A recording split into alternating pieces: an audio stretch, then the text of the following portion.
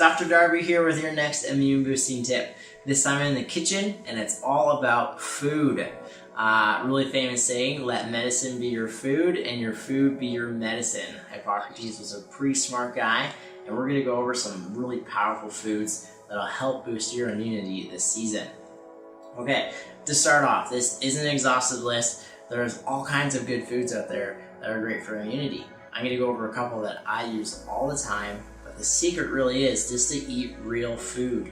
The more processed it is, pretty much the more garbage it is for your body. So get back to the basics and you're gonna be better off no matter what, okay?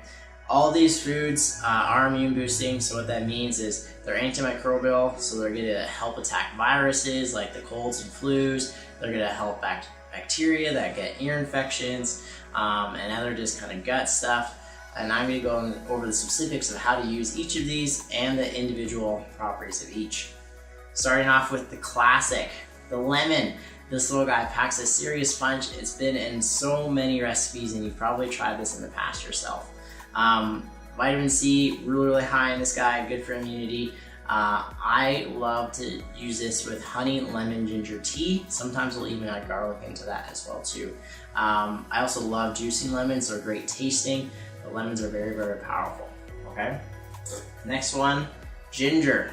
Kind of my favorite tea, honey, lemon, ginger tea. Just a little slice of ginger, half a lemon, pour some hot water over it. Just let it sit for a while, add some honey.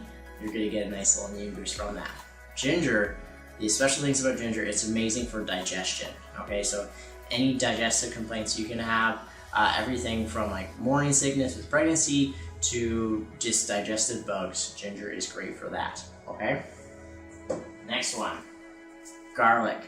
Oh my gosh, packs a potent taste punch, but also this is probably our very most powerful kind of food in the lineup for immunity. This thing is a very strong antimicrobial, so antiviral and antibacterial.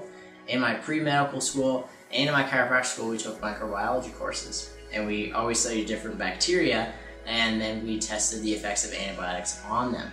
Interestingly enough, both classes, we always tried a hunk of garlic as well too. And it was as powerful or more powerful than antibiotics we get prescribed at the doctor's office. And so this is probably already sitting at your house. And so if you feel something fight off, the key is to bust this out and try to get it in as much as you can tolerate. I love juicing it. The reason why is because we don't want to cook it, because as soon as we overcook it, we're going to lose most of those properties. And so try to reduce your cook time a lot on these, so add them in at the very end of a recipe, or just look up versions on how to eat them raw. There's people that just straight up eat them. I like to juice them. You can also ferment them. I'll include a link for that below.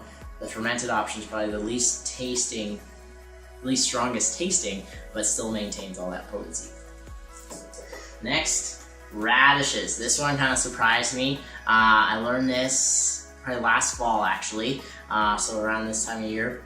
And very strong decongestants. They help just get stuff out of our sinuses. So I was just in the grocery store one day and I said, hey, let's just juice radishes. But little I know, when I came home and looked at some recipes, that they're very potent for decongestions. So the red radishes are good for kind of just the runny nose. The hotter radishes, the dacons, and even like you can get fermented horseradish, is good for kind of that really stuffed, kind of more yellow mucus, okay? So I'll include some links below on that as well too. Last but certainly not least, coconut oil. I use this all over my house because it is so powerful. We have some in the kitchen, some in the bathroom, and some for our skin in the bedroom.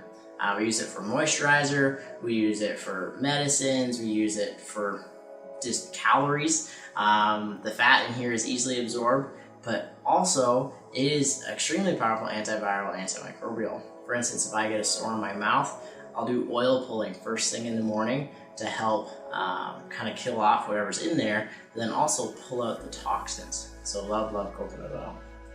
My most favorite way to actually enjoy all of these is juicing. Big proponent of it, and actually all these ingredients are in this juice, and it's super good for me, and so I'm gonna head back to the office with some superpowers. I look forward to seeing you in your next office visit.